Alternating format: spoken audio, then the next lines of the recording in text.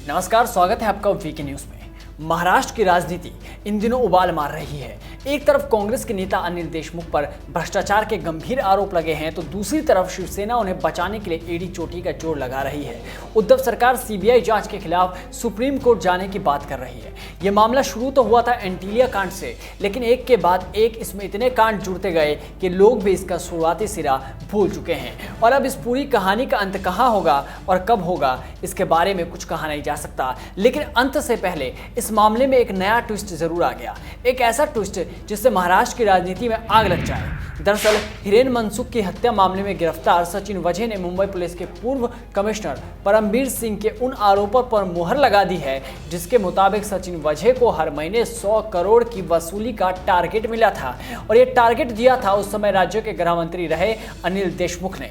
यहां तक कि कहानी तो आरोपों के मुताबिक थी, लेकिन इस मामले में अब सचिन वझे ने शरद पवार का भी नाम ले लिया है और कहा है कि अनिल देशमुख ने शरद पवार को मनाने के लिए 2 करोड़ रुपए की रकम मांगी थी, जिसे दे पाने से इनकार करने के बाद मुंबई के कॉर्पोरेट्स को निशाना बनाने की तैयारी कर ली गई।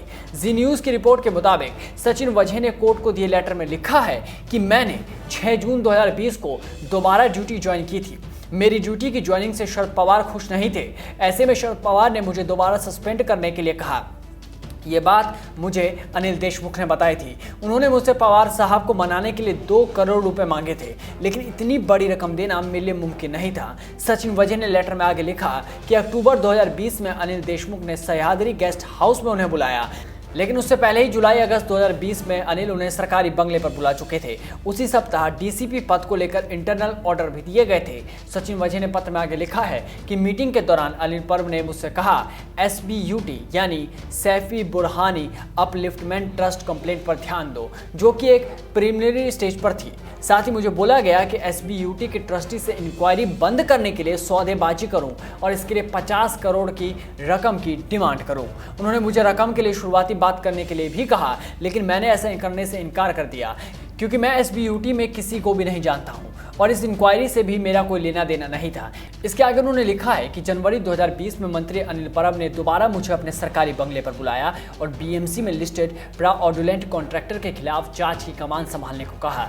मंत्री अनिल परब ने इसी तरह की 50 लिस्टेड कंपनियों में से हर कंपनी से 2 करोड़ रुपए लेने के लिए कहा, यानी कि 100 करोड़, क्योंकि एक शिकायत पर इन कंपनियों के खिलाफ जांच चल रही थी जो शुरुआती दौर में थी। सचिन वझे ने बताया कि जनवरी 2021 में गृह मंत्री अनिल देशमुख ने मुझे अपने सरकारी बंगले पर बुलाया, तब उनके PA कुंदन वहां मौजूद थे। इसी समय मुझसे मुंबई में 1650 पब बार मौजूद होने और उनसे हर महीने 3 लाख रुपए के कलेक्शन की बात कही गई। सचिन वझे ने बताया कि मुझसे शहर के 1650 बार से वसूली की बात कही गई, तो मैंने गृह मंत्री अनिल देशमुख से कहा कि मेरे मुताबिक शहर में 1650 बार नहीं बल्कि सिर्फ 200 बार ही मौजूद है। मैंने गृह मंत्री को इस तरह से बार से पैसा इकट्ठा करने से भी मना कर दिया था, क्योंकि मैंने उन्हें बताया था कि ये मेरी क्षमता से बाहर की बात है। तब गृह मंत्री के PA कुंदन ने मुझे कहा था कि अगर मैं अपनी जॉब और पोस्ट को बचाना चाहता हूं तो वही करूं जो गृह मंत्री कह रहे हैं। इसके बाद ये बात मैंने तत्कालीन कमिश्नर परमबीर सिंह को ये पूरी बात बता दी और ये भी कहा था कि आने वाले भविष्य में मुझे किसी कंट्रोवर्सी में फंसा दिया जाएगा। इसके बाद तत्कालीन कमिश्नर परमबीर सिंह ने मुझे किसी भी अवैध वसूली में शामिल होने से मना कर दिया था। सचिन वझे ने पत्र में लिखा है कि नवंबर 2020 में दर्शन घोड़ावत नाम के शख्स ने मुझे अप्रोच किया। उसने खुद को उप मुख्यमंत्री अजीत पवार का बेहद खास आदमी बताया था। इस दर्शन घोड़ावत ने मुझे न केवल अवैध गुटखा कारोबार के बारे में मुझे बताया, बल्कि इससे जुड़े कई नंबर भी मुझे दिए।